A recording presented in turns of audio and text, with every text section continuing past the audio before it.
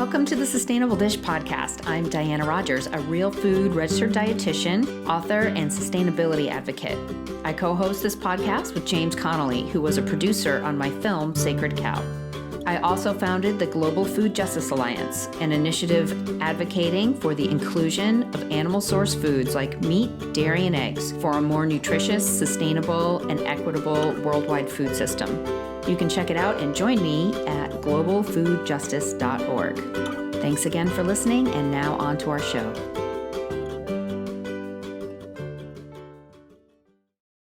Hi there, this is Diana Rogers from Sustainable Dish, and I am here with Glen Burrows. We are doing a double duty podcast today. So this is going to be airing on the Sustainable Dish podcast. And Glen? And it's also going to be on the Ethical Butchers podcast, which is titled The Regenerative. So, I'm hoping it's going to be less of a Q&A and more of a conversation, but I think we've got quite a few things that we can talk about between us. Yeah. Glen, why don't you kind of introduce yourself to my listeners, and maybe I'll do the same to yours. Sure. So I co-founded the Ethical Butcher about 4 years ago with Farshad Kazemian. And it was kind of an unusual thing for me to do because I'd been a vegetarian for 25 years, having done a degree in food science. The first year of my degree was when the BSE crisis broke in the UK, and that was caused from a pretty horrible practice of feeding ground up remains back to farmed animals. So diseases were cross-mutating, and we had to cull a large number of farmed animals in the UK. That put me off eating meat from a perspective of, not that I disagreed with eating meat, I disagreed with the way that we were doing it. And at that time, which was 1989, there really weren't the kind of alternatives that we have now. So I followed a completely different career path. I went off and became a commercial photographer. I worked in the fashion and advertising world. And when I got to my kind of early 40s, I asked myself the question, how do I feel, and am I as well as I should be? And the answer was a pretty resounding no. I started researching a bit into what might help me and what might be the cause of me not feeling great. I was developing autoimmune issues, terrible brain fog. I was not progressing athletically despite training hard, and decided as an experiment to put a bit of meat back in my diet to see what would happen. And the results were nothing short of miraculous. So that caused me to do a bit of a deep dive back into what I thought I believed and start rereading a lot of nutrition science, environmental science. And this was kind of the early days of what we would now call the kind of paleo diet, paleo movement. So it was that sort of idea that I was following. And I had such a profound change that it led me to actually doing a bit of nutrition coaching to some athletes some of the people around me had noticed, hang on a minute, how come you've suddenly got so much? I was a rock climber, and people around me were going, hang on, you've suddenly gone up through the grades and you're getting strong quickly. And what are you doing that's different? And it was simply cutting out the junk and putting meat back in my diet. So this was the sort of journey that I was on. And then I met this guy called Farshad Kazemian, who was a meat trader looking to expand his business. And he needed some assets creating for a crowdfunding campaign. And that's how we met. And he discovered my passion for the subject, and we became co-founders. And that sort of took over my life. And here I am 4 years later. And what the Ethical Butcher is we're an online meat business. We sell to the public. We also sell to restaurants here in London. But we founded the business with the purpose of trying to source all of the animals from a farm that is benefiting nature. And I think to claim that everything is completely regenerative would be a bit of a stretch. But one claim I can make is that every animal that we sell has had some net benefit to the environment in which they live. Wonderful, wonderful. And I met you, well, we were chatting back and forth a little bit on social media, and then I met you when I came to Groundswell last summer. That's right. Yeah, that was a fun one. Yeah. You need to do the intro bit now and tell Sure. my lot who you are. I actually had a little bit of a similar background to you. So I used to teach photography, and No way. yeah, Okay. I was an art education and art history major undergrad, and then worked in advertising for many years at agencies doing marketing strategy, and then worked for Whole Foods Market for many, many years until I had my children. And then I joined my ex-husband, helping to run the farm where we were living, um, running all the front of the house stuff. So we had a 500 member CSA at the time. We did weddings and birthday parties and had a kitchen and a store and all of that. So I ran all that stuff while he grew the food. And it was my nutrition shift started a little bit when I discovered I had celiac disease, at age 26, and I went gluten free. And then, I still kind of had these like blood sugar roller coaster issues. I still wasn't totally healthy, and just decided to dive more and more into nutrition as we were running this farm, because we happened to be a pickup spot for a raw milk, like an underground raw milk pickup group. And I saw all these people coming in and getting their butter and their raw milk. And I thought, well, who are these people eating all this butter? And it's so bad for you. And I started learning more about nutrition, and ended up first getting like a more holistic nutrition degree from Nutritional Therapy Association, and then decided to become a dietitian in my late 30s. Which took about 7 years to do, just because I was doing it part time and juggling children and Wow. everything. Um, but it was important to me to become, a dietitian and to get that graduate degree and the medical credential, because I really wanted to be taken seriously. I wanted to work with the medical community and publish information, and I really felt that credential would help me best do that. So started out kind of as a food and farming blogger, my social media was full of like baby goats at dawn, chewing on grass, and then quickly I um, became more political, really pushing for regenerative agriculture practices and the inclusion of meat in our diet, and wrote the book Sacred Cow and produced the film Sacred Cow, which came out 2 years ago now, about in during COVID, that fog of COVID. We did do some filming in the UK. We went to the Lake District and filmed with James Rebanks, who Mhm. wrote Pastoral Song. Um, and lately I've been more pushing against this whole global narrative against meat, period. And Mhm. so you and I were chatting a little bit before. I'm supposed to be at a conference in England right now. And due to some misunderstandings and people not understanding my work, I am sitting here instead of at the conference. That's one of the reasons I wanted to do a podcast with you, is to kind of just talk about the nuance, a Yeah. little bit, but to also talk about the work that you're doing with Regenuary. And I fully support regen meat and the purchasing of regen meat. And a lot of people wrongly assume that I see no difference between typically raised meat and regen meat, and that's not true. I do respect and see the differences. Um, I just think that there's a lot of complexity to the topic. And, Yeah. we've got some big global policy problems happening. And there are a lot of hungry people out there that need nourishment and don't have access to regen meat. So, even typical meat is healthy, but we can still, make a better food system while also helping the typical meat industry to get better. And so I'd say that's sort of my elevator pitch for what I do. I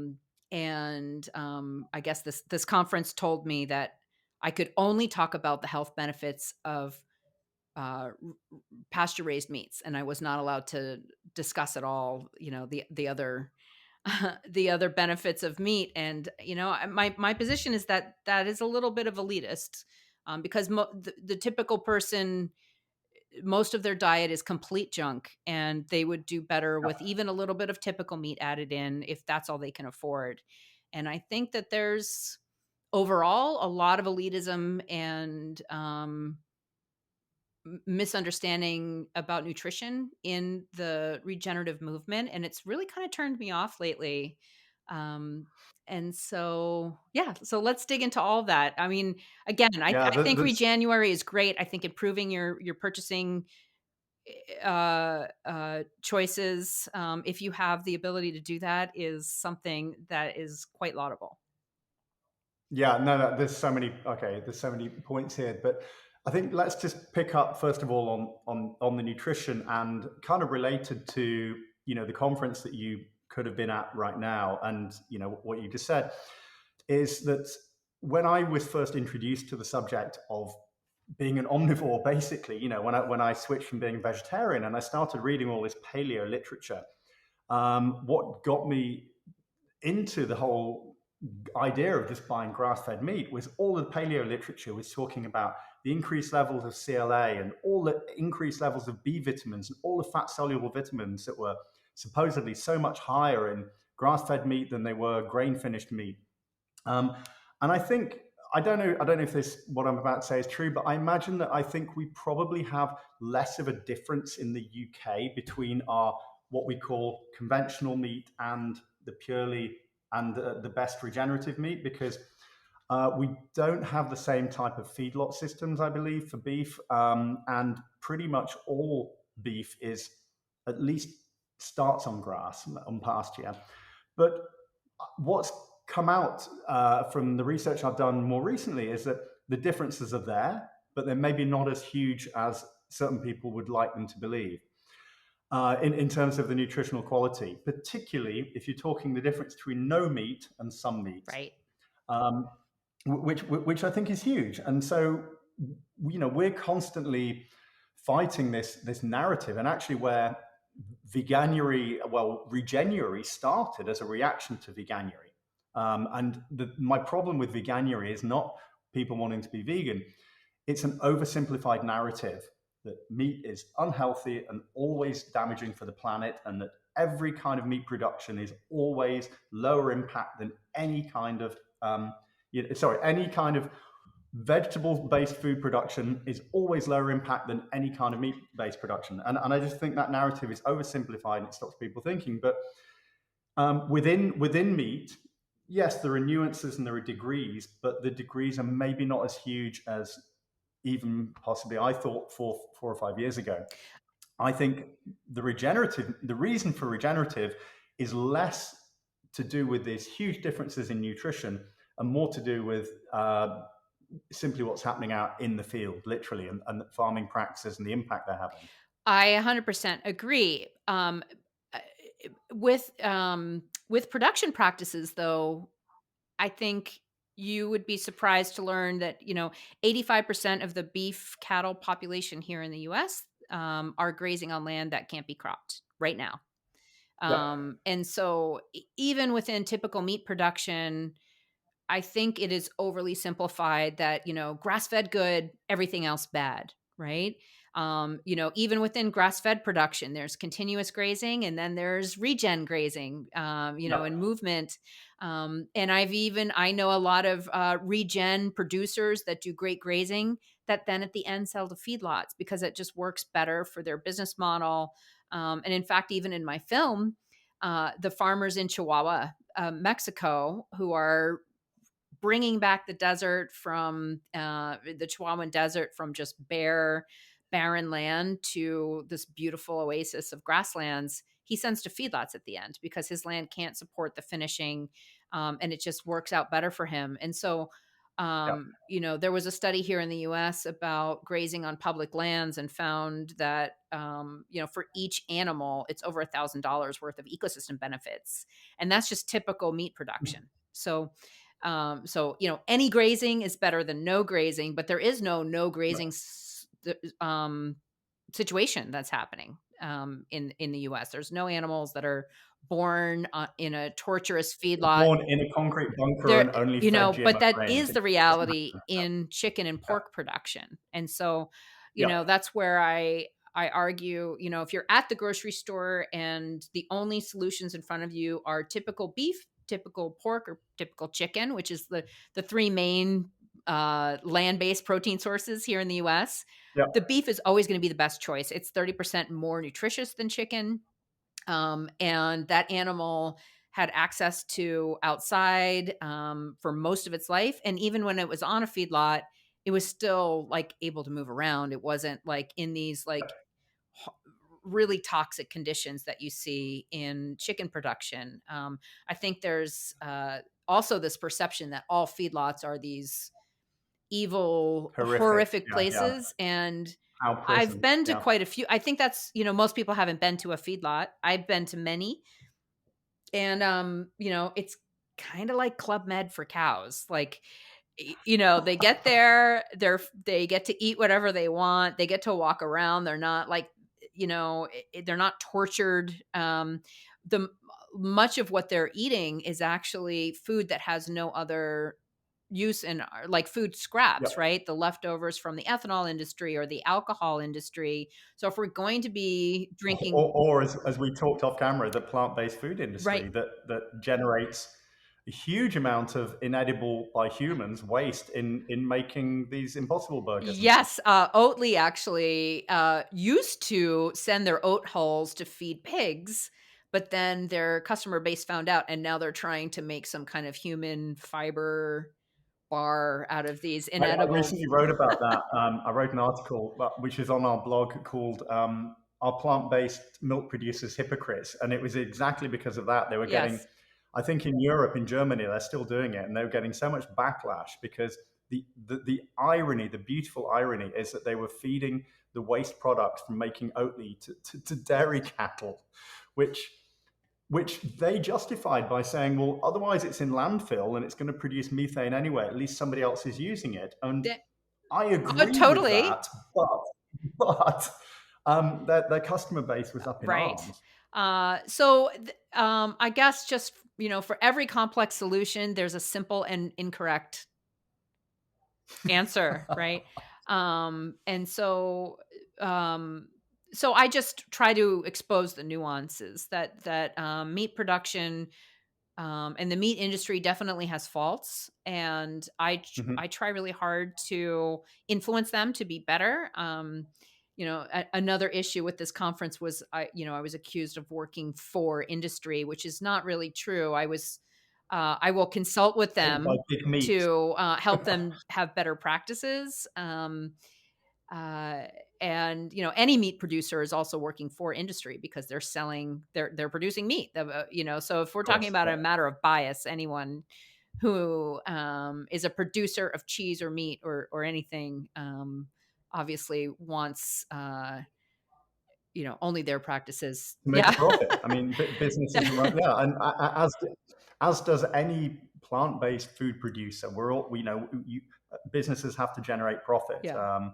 Except it's often turned against us when it suits an Right. agenda.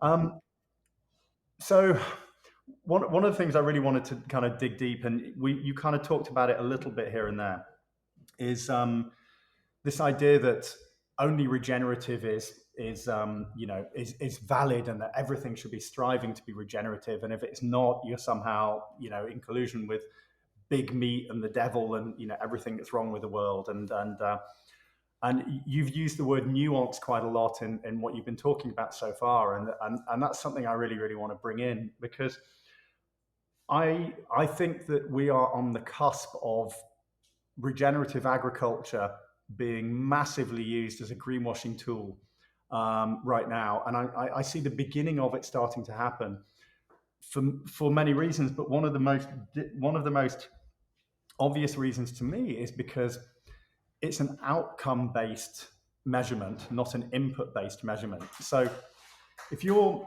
measuring what happens within a field, and you can say, well, we're adding biodiversity, we're adding soil carbon, things are improving, you can then say that field is regenerative.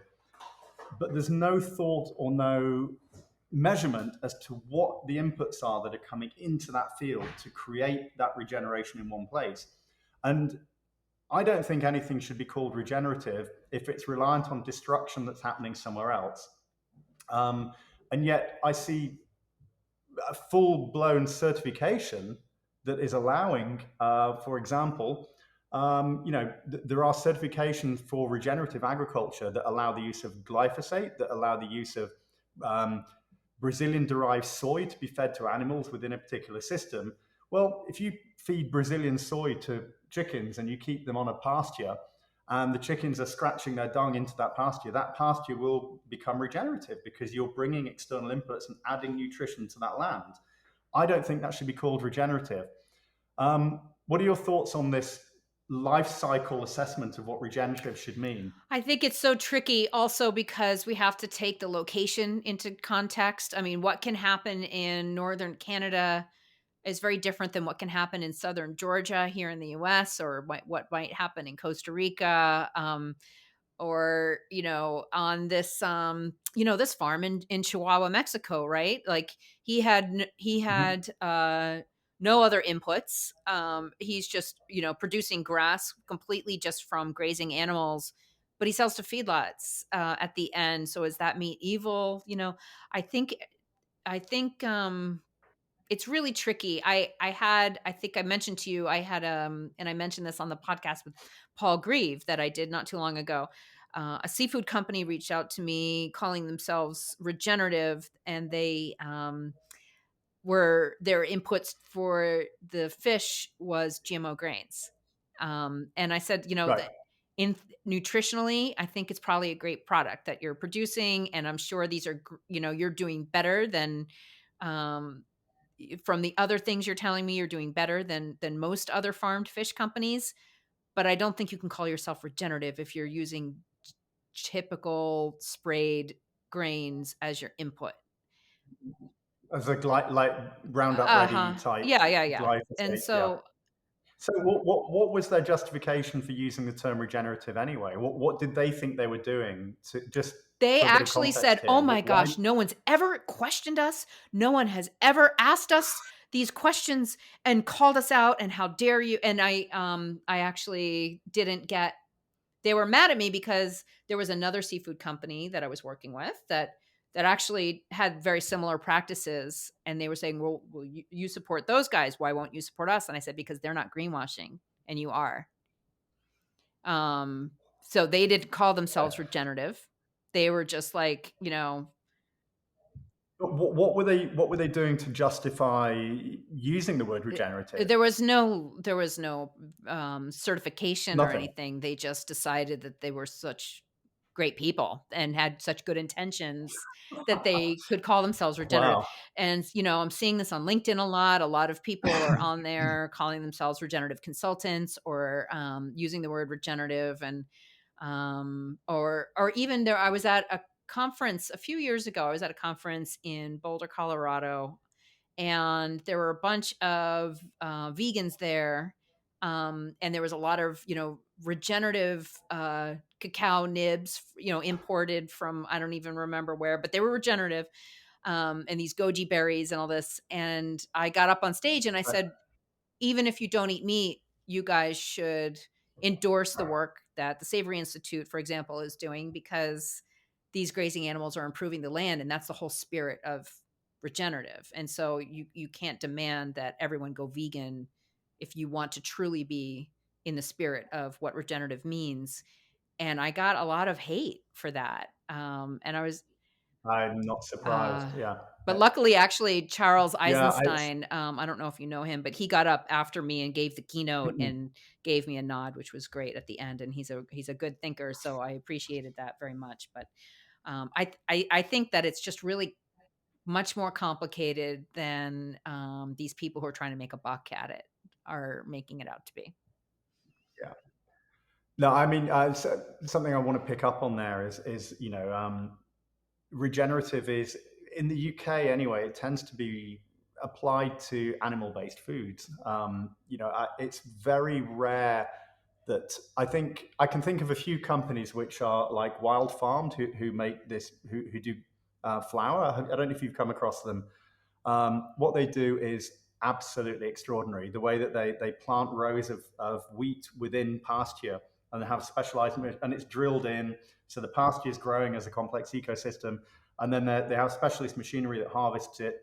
And it really isn't destroying the soil structure or anything. I mean, that is one of the only sort of plant-based foods that I can think of that there's a few wineries I know that are regenerative. There's a fantastic brand called Ham Street Wines. The UK is getting warm enough to make half decent wines now, and some of the new producers are doing regenerative wines. But generally, I think people tend to think of it as really applying to animal-based foods, where particularly with grazing animals, they're adding nutrition, they're adding input to the land, and they're improving soil carbon and biodiversity. But um, I because the whole idea of Regenuary started as a reaction against Veganuary.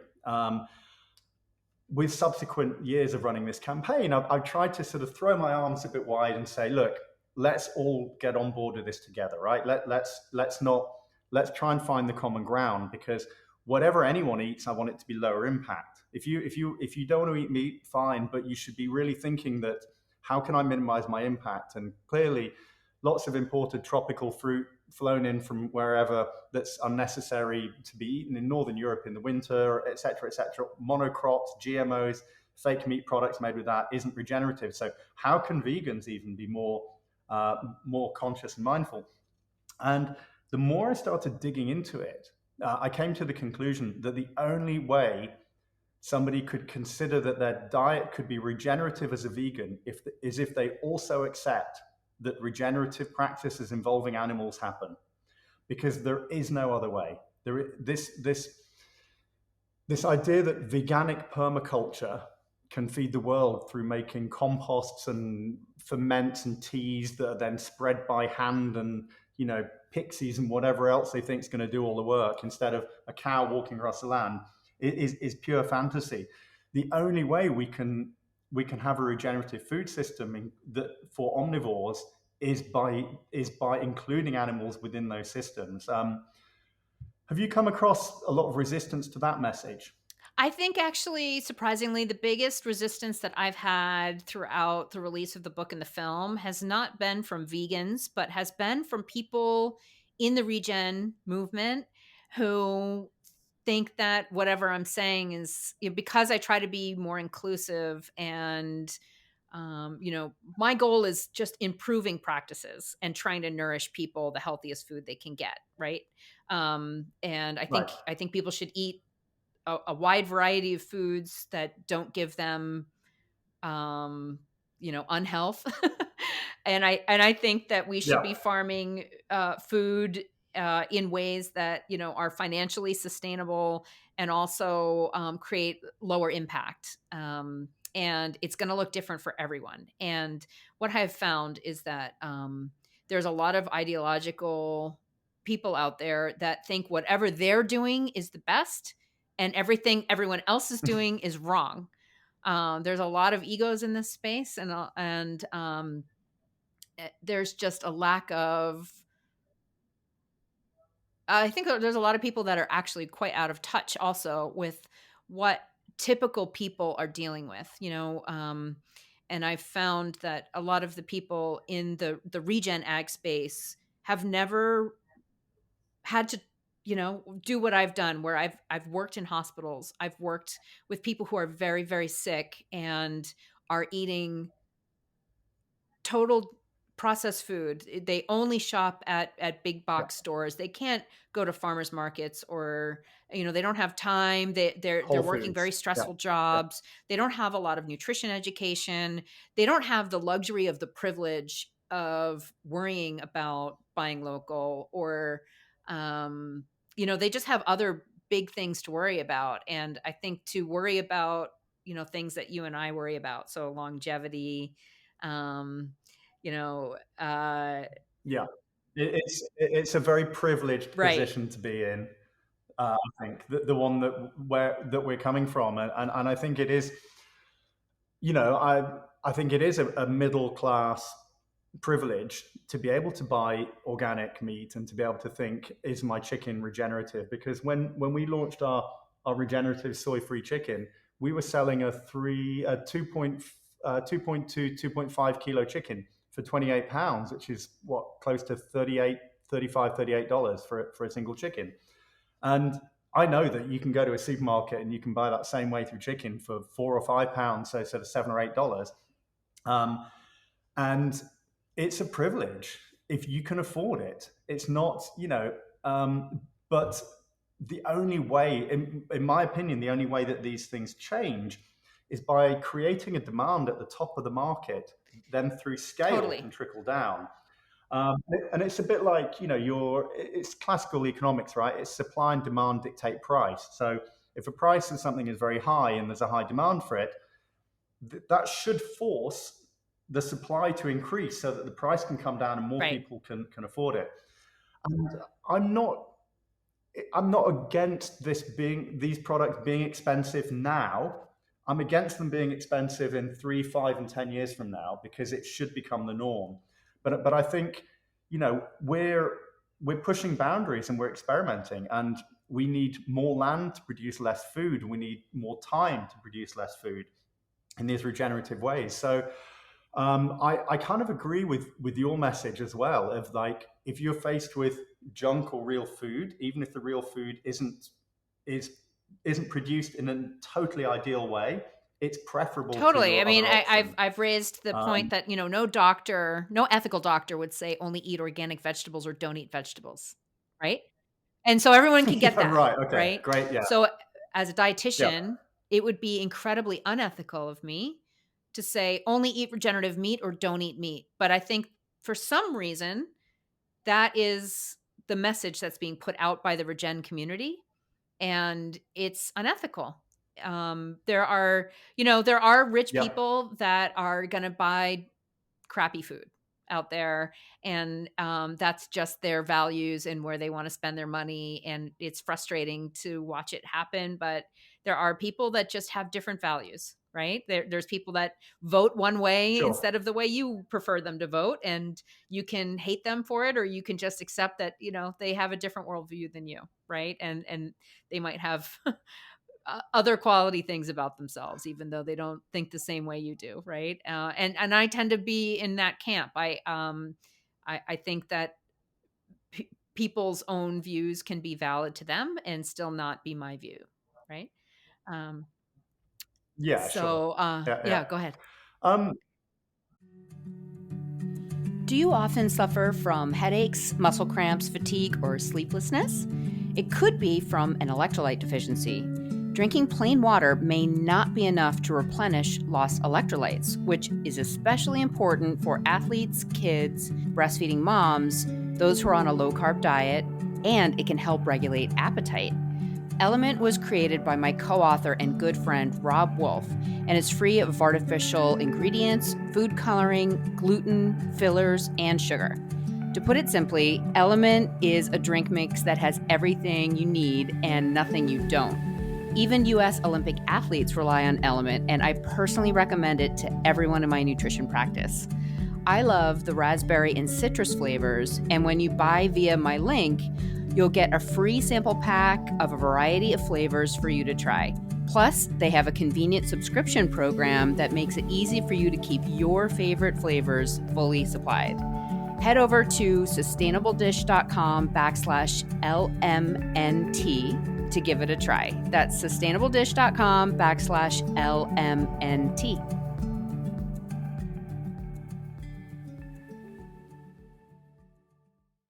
for Whole Foods, right? Um, I Mm-hmm. did come across some. I listened to the podcast that White Oak Pastures on Joe Rogan, and he was talking about Whole Foods, and I think explaining the problem that they got to where scale had become an issue, and with scale, the ethics had kind of, should we say, gone out the window somewhat. Um, and I find this something really hard to kind of get my head around is what what if anything do you think we can do to kind of scale the movement so Scale. that people, do you think it, I think because I came from an advertising background, as did you, and it'd be interesting to see if you share my view on this one, but I believe that scale is going to Mm-hmm. come from consumer demand. So with the ethical butcher, my focus has been not so much about hammering the farmers to do things the way we want them to do it, but more about educating the consumer as to the difference that we're trying to push, to then say to the farmers, we've got the market, will you make it? And that's the way around I think things are going to happen. What are your thoughts on that? Do you think it needs to be led from the field or led from the table? I am well, I mean, there's cool stuff that can be produced at at the producer level. Like maybe there's this new cool flavor of jerky that, came out in an experiment and you then tell your customers about it and they think it's cool and then that takes off, right? But I think in general, I am on your side where I think most of the change is going to happen because of consumer demand. I think that's just sort of a law of Hmm. capitalism that um, has been proven time and time again. And I also think that scale is not a bad thing. And I think that that's another problem within this Hmm. regen ag movement is that there's this perception and there's no magical number, but it's like once a company gets to a certain size, they're no Yeah, longer yeah, seen as sure, good yeah, right, anymore, right? yeah. It's I don't there must be a term for this, but, and I do in general think that that we need to have more regional food systems and less Hmm. globalism. I think globalism can be really harmful, Well, there's this and idea, isn't there, that for once a corporation has a board and shareholders, they essentially become sociopathic in that at that point, the most important thing that they can produce is profit, and that the ethics tend to go right, out of the window if there's a buck to be made somewhere. And I think there is exactly. probably, as you said, maybe that's the point. Maybe it's the point at which a company floats. Maybe it's when they become a PLC and suddenly they're trading. Maybe that's the point at which it all goes wrong and profits are more important than ethics. I don't know. It It could be, although, I think that people I think a lot of this comes down to the fear of death and people don't want to this is getting really deep now, but people don't want to hear about how their meat was produced. They don't want to know about it. They just think it's icky. And so they've allowed meat companies to be very quiet and secretive about how they raise their meat Yeah, because no one wants to see it anyway. But I've actually been to some very, very large, I've been to the biggest meat company in the world in Brazil. And those animals were not like hollering out, screaming and tortured. They were like hanging out. And and it doesn't mean that I'm necessarily endorsing all of big meat. It just means that I'm curious and I'm looking at all of the whole entire system. I'm trying to figure out ways that the whole system can be better. But I think if even if a company has shareholders, I think there's a level of consumer education that can happen that will, consumers of higher end products want to know that, the labor practices were yeah, fair and all of that. And so that's where, sometimes third party yeah, certifications like can be a good B thing, Corp or once something you like get to a that. Yeah, certain yeah, scale. yeah. Exactly. And I don't have a prescription for how to fix everything. Because it's a very complicated system. But I also think that makes me a really good person to be talking about it because I think anyone who's got a one size fits all prescription Yeah, on how to anyone with all fix the answers our, isn't. our health and our Yeah, food system, they I, clearly I I don't know love what that they're expression. talking about Anyone who because thinks they have all the answers doesn't understand the question. And I exactly, think that exactly. definitely follows through all of this. So if we can move back to sort of the talk around regenerative and kind of what it means, how would you know? Somebody said, Dana, what's your elevator pitch for what regenerative agriculture is? How would you respond to that?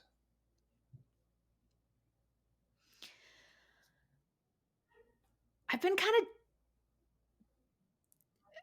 uh a little down on that term lately only because as we were talking earlier, there's just been a lot of greenwashing going on and a lot of people calling themselves it and that I'm regenerative, you're not regenerative. And I want to trademark, this type of regenerative agriculture because I invented it. And, you can't do it because, or use my word because I own it, um, there's Yeah, actually that happening.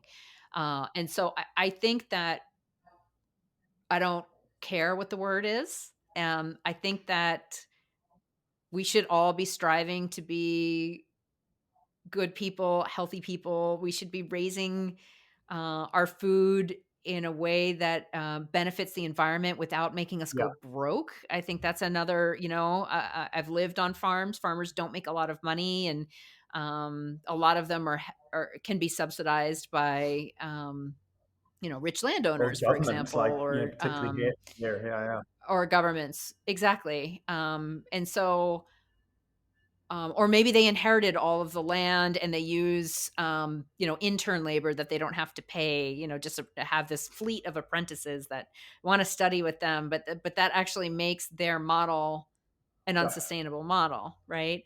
So I don't, I don't know how many, 100% pure systems I've seen.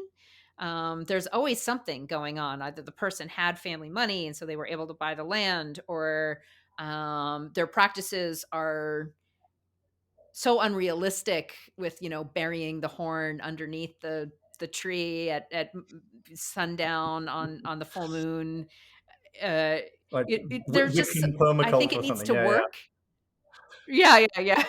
I just think it needs to work and it needs to be a good practice. And I think there's a lot of different things and a lot of different For what contexts regenerative could be. for which for what it could be. And I get nervous about terms because there's like then an in group and an out group and a line Yeah, drawn in the sand.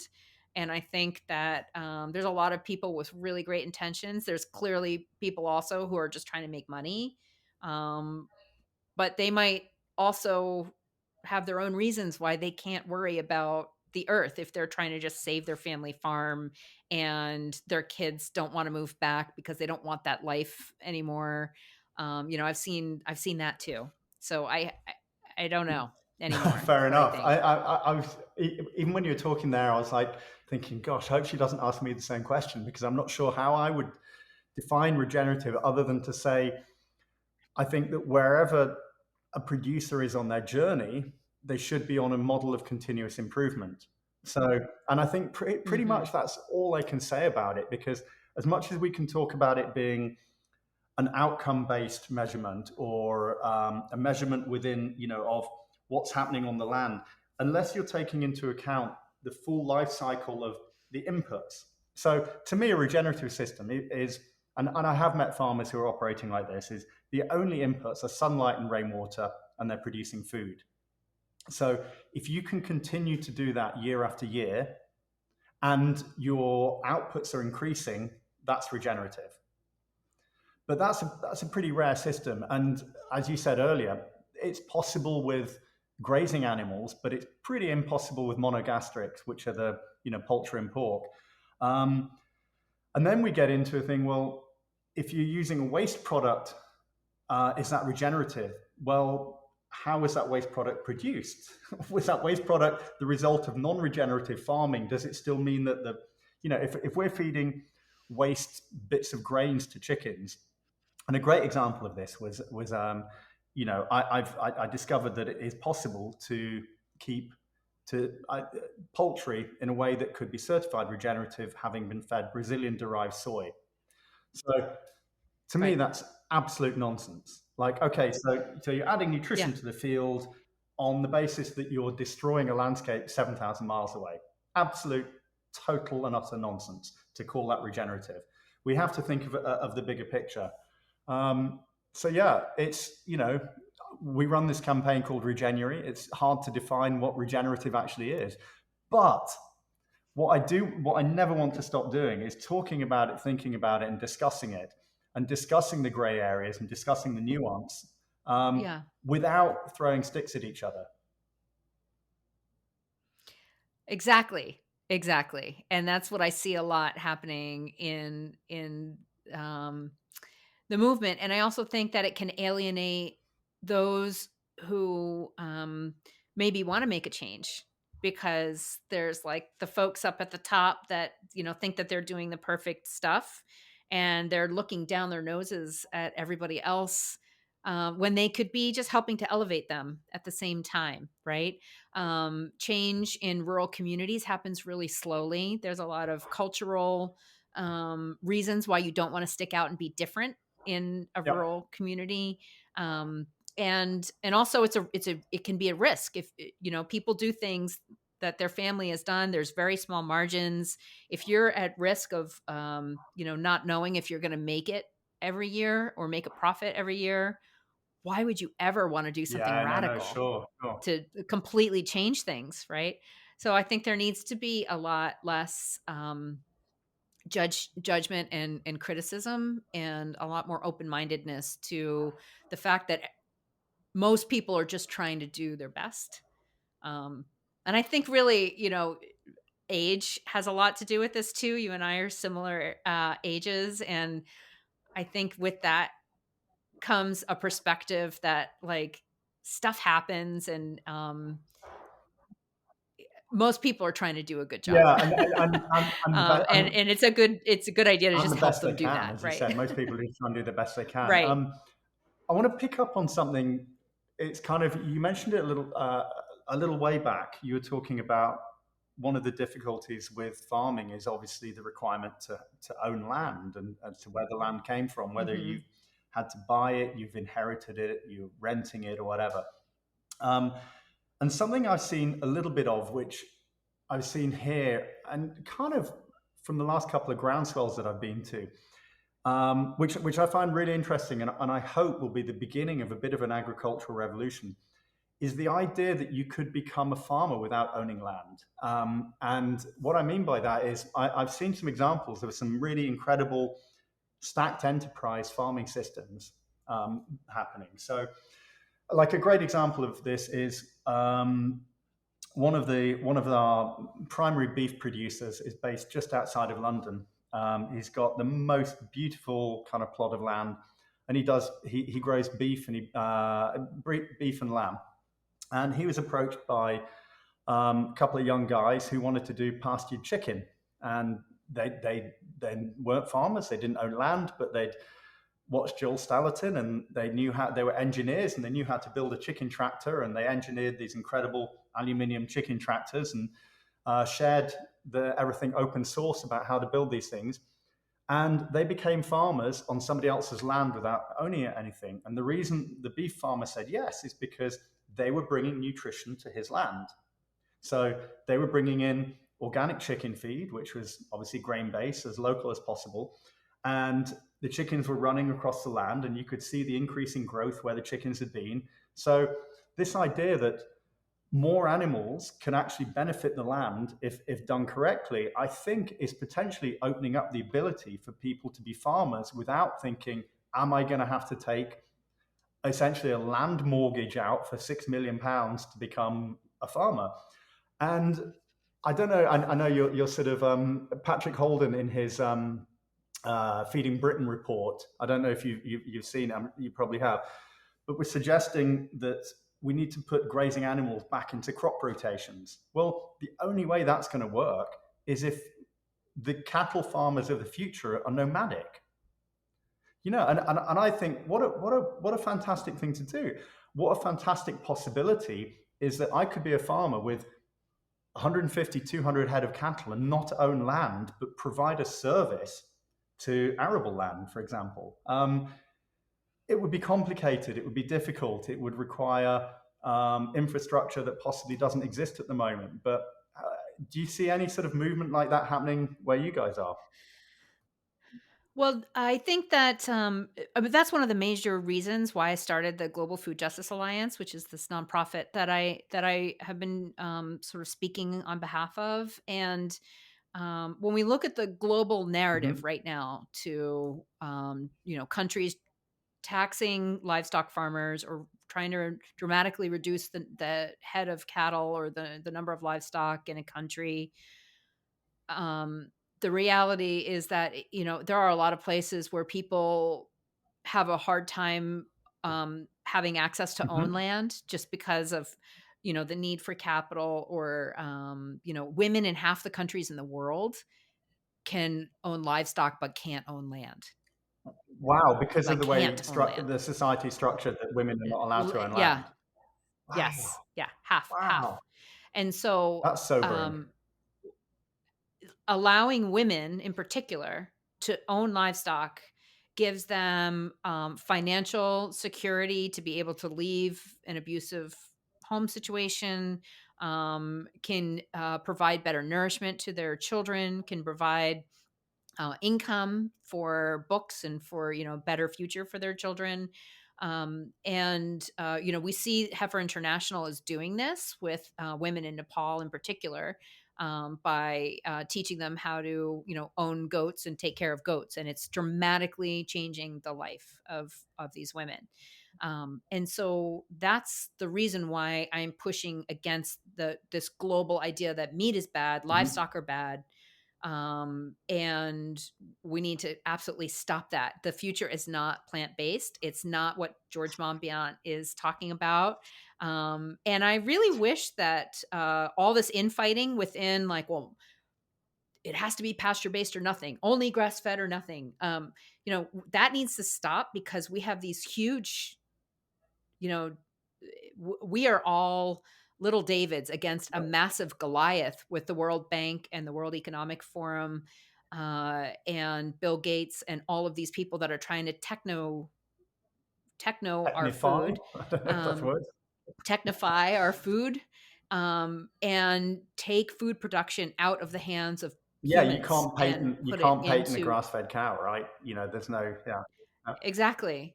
And so we all need to be getting behind this message that we need small scale agriculture. We need nutritious food for people, and yes, 100%. This all needs to be advocated for, and there can't be this, regen against grass fed, or grass fed against people who might do a little bit of grain, but it's local, or someone who needs to go to the grocery store and just get meat.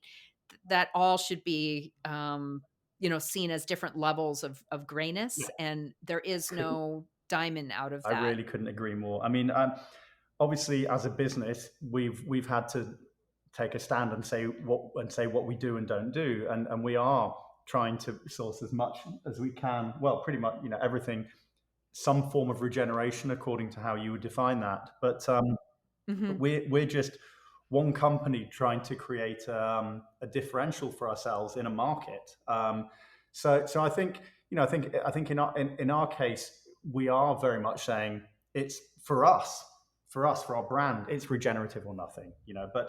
But it's that's not the message that we're putting out to the rest of the world, and I appreciate exactly kind of where you're coming from. Well, and I think, eat according to your values is a great message. Feel good about the meat you're buying. Know that it, was at these standards. I mean, the majority of the meat that I eat is also regen meat. But I just don't. I recognize that I have a privilege there that other people don't have, and so I don't put down, um, Yeah, you know, the alternative. other types of meat. You've kind of really neatly segued me, and we've been going for a little while now, but you've really neatly segued me Yeah. into something that I wanted to kind of pick your brain about, because every year when we've run Regenuary, we've tried to kind of look at, okay, so what will be our slant, what will be our kind of talking point this year, and I mentioned to you off camera before we started recording this, that we've seen our business have a bit of a shift towards the food service, towards B2B. And I see the B2B, the restaurant trade, what people eat outside of their home, having a huge lag in both ethics and and input quality compared to what people would buy in a supermarket. And I'm one of those people. I don't mind admitting I am hypocritical when it comes to. I know damn well that sometimes when I'm in a restaurant, I'm eating things that I wouldn't pick up off from a supermarket shelf. I didn't before I started becoming aware of how restaurants operate. But a lot of restaurants, they know how to prepare food very well. They know how to make it taste delicious. And they will do that with the cheapest possible ingredients that they can possibly use because profits are hard, profits are tight. And it's only when we started selling meat to restaurants, I realized the scale of the dissonance between the relatively wealthy, educated consumer who would never, who would only ever buy an organic chicken to roast for their family on a Sunday, will order a chicken curry and it's probably Lithuanian battery farm chicken that's been flown in and frozen. Yeah. And Yeah. there's a huge gap there. And it's a gap that I kind of want to slightly name and shame a little bit. I want to push for that to be a change. It is related to profit. It's also related to, I think, what people expect to be able to pay for things. But what can we do as consumers to eat better when we're out of the home? Well, if consumers want well-raised meat at restaurants, they just need to ask for well-raised meat at restaurants. And the reason why restaurants are able to get away with crap meat is because No one's asking. consumers aren't. No one's asking the Right. question. It's just like the seafood company I mentioned when I told them they can't call themselves regenerative. Well, they said, well, their pushback wasn't out of how could we be regenerative? It was, well, gee, no one ever asked us Right. what what we're doing. And so I have seen though when I was living at the farm, there were a few restaurants that we sold briefly to, and then they dropped us as suppliers, and I saw our farm's name still on the menu. And so I do see greenwashing Mm. happening at the restaurant level as well. Saying that their fries are made out of tallow oil, and they're totally not. And Yeah. and so I think that there needs to be a little bit of accountability. So maybe some type of if the ethical butcher were to highlight the restaurants to their That we're consumers, working the with. ones that Yeah. they're highlight yeah, I think that could be really great, and that could give those restaurants, the incentive to continue to buy, knowing that the customers came in asking for that meat. Yeah, so Um, it's kind of linking together the retail element of buying ingredients with the same aspect that you would for when you're eating out. But yeah, I mhm. mean, it's hard. It's hard to do, and it's hard because of cost and scale. But I think when you and I met at Groundswell, we had a stand next to Honest Burger, who are a burger chain in the UK. I mean, compared to burger chains that I'm sure your viewers are familiar with, they're tiny, but they have 42, I think, 42 shops. Each restaurant is getting through the equivalent of one cow per week in weight, and they're switching to a properly regenerative supply chain, and they haven't had to increase their prices. But their prices were not McDonald's prices. They're not doing 99p hamburgers. They're doing £10 burger and fries, and it's delicious and it's several steps above. But I find it quite encouraging that if a brand like that, which is medium size, which is scaling up, can go completely regenerative, then I think there's hope for bigger ones. And the consumer is faced with the choice: do I get my Happy Meal for? Actually, I shouldn't name and shame McDonald's too much because I know they're investing a lot in research into regenerative They agriculture. actually are, yeah, and I know, they're an easy one to pick on because 'cause they're so Yeah. big and they're sort of synonymous with, evil fast food, but they have made, to their credit, and I've never taken a dime from McDonald's, I've never worked with them, but I know that a third of their, burger meat in Canada is grass-fed. Wow. Yeah, and they have I What like know, completely all the way through grass finished? yeah, yes.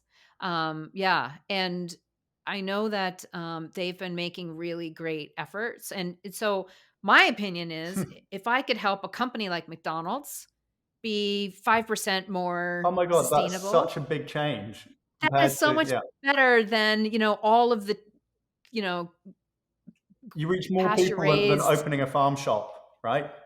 fancy Yeah, cheese could be yeah. sold out of a one small farm in England, Yeah, right? yeah, yeah, yeah, yeah. So like, net benefit to the world, me. If I can be doing something like that, right?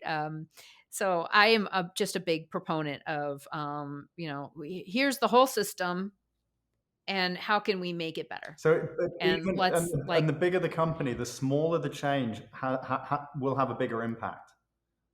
yeah, I truly believe that, and I mean, we do live in a world where a lot of people go to McDonald's, Yeah, so sure. Yeah, let's go talk to yeah. McDonald's and Let's see what we can help do. And them it do things doesn't better. have to Yeah. go 100% regen tomorrow, but they can also. And I know that they're investing in some really great research, and are looking at ways to be more sustainable. No, absolutely. And I interviewed Claire Hill, who's head of FAL Farms in the UK, which is McDonald's kind of research farm into regen. And no, I'm impressed, and I think they use their cooking oil to power their trucks, and it's biodiesel, and as you said, it's often the first word that comes into your mind when you're thinking about junk food, but actually they are kind of pushing to do things a bit better. But for example, this might be a bit of a strange question, but if you were out if you're out for dinner at a restaurant, and you're with family, are there certain things that no matter what you just can't bring yourself to order on a menu? Are there certain food items that you just think there's no way this is not ranked in sort of bad impact to good impact? Are there certain things, for example, that you would always avoid? When I'm out at a I mean, I try to choose farm to table restaurants where I know the owner, and my daughter works at a great one nearby that's owned by a friend. She's got her own farm. That's the type of restaurant that I go to. But let's just say Sure, but what yeah, I'm about if you're traveling? traveling. You're in an I'm in an airport, airport. Oh gosh. Well, so being celiac, it's really, I kind of am allergic to airports, right? right? But if I'm starving, I'm just gonna get a steak. I'm just gonna get a Right. plain steak, add some salt and pepper, and just eat the steak on the grill. That's gonna be even better than eggs, because they might be tossing the eggs in some bad seed oils, and they come out really greasy, and I'll feel really sick from that. But I would Yeah. always order a steak over chicken or pork, conventional chicken or pork. I would always take the steak over that. Um, yeah. That's interesting. That's pretty solid advice, and I think I would agree with you. But I think some of the worst offenders are probably tiger prawns and farm Oh tilapia yeah, and no, farm yeah, the salmon, seafood is just not yeah. it, particularly from a big restaurant, potentially in a in an airport, for example. It's going to be yeah. I think that would be my number one to avoid, and I'd Yeah. agree with you And food on safety the wise, straightforward red meat. burgers from restaurants in general, I always get cooked well. Right. Steak, it doesn't matter as much because the pathogens can't get inside the muscle tissue, Yeah, as it's never been exposed to the air. But Sure. with burgers, all of that is up for chance. And Yeah, yeah. you're There's a lot you're of surface area there's a there when lot it's of surface areas that go into the inside of the uncooked burger. And so, unless you really trust that restaurant, and know where their meat came from, get that burger well cooked, or go cooked for all the the way steak. through. Not pink in the middle. But how do Yeah, you expect steak is pink in the middle okay. to be Steak like is this? Yeah, okay yeah. for pink in the middle, but yeah, not burgers. And yeah, that's quite interesting. That you went straight for the steak and didn't mention like, oh well, I might go a bit more veggie or something. But it's Well, just I not. just don't feel there's some people that do feel good eating a lot of vegetables. If I eat a gigantic salad with lots of like raw kale and tons of And, veggies in it, I am running to the bathroom. Like and it no one does. wants to be behind you on an airplane. No, exactly. I just don't have a digestive system that can really handle a ton of raw vegetables. So I'll go for some steamed veg. Um, Mhm. but also, if a curry or something like that, I get nervous about the sauces, being celiac and everything. So Or thickened with just a bit of flour, and yeah, a then you're in plain trouble. seared steak with a side of steamed veggies or something like You that can't is. go wrong. Yeah, and some sparkling water. I don't drink alcohol when I travel either. It just makes jet lag 10 times worse. So, Yeah, yeah, as I found to my detriment a couple of times. yeah. Those free drinks on the plane, and then you just feel like death when you get there. But Yeah, totally. Yeah. Well, thank you so much for such a long and complex no, and we've nuanced. gone on for a little while here. Is there anything else you want to tell us about? What you're up to in the next coming year, and or I mean, you can obviously share links that I can put Mhm. on my end of as to everything you're up to. But what's this coming year look like for you? I don't really know. Last year was insane with travel. It was 8 different countries, and a lot of them I didn't even know were gonna happen until a few months before. So it may be again this year with lots of different countries. I know that I'll be in Sydney, Australia in April, and moving my son into Puerto Rico to surf for a few months and Oh work in wow! a restaurant from a guy that actually attended one of my nutrition and farm workshops at White Oak Pastures. He was Oh, one of the amazing! attendees Oh of the wow! conference and owns a little brewery in Aguadilla, Puerto Rico, and has offered a job, a car, and an apartment to my kid. Wow! Can Amazing. I go? I know.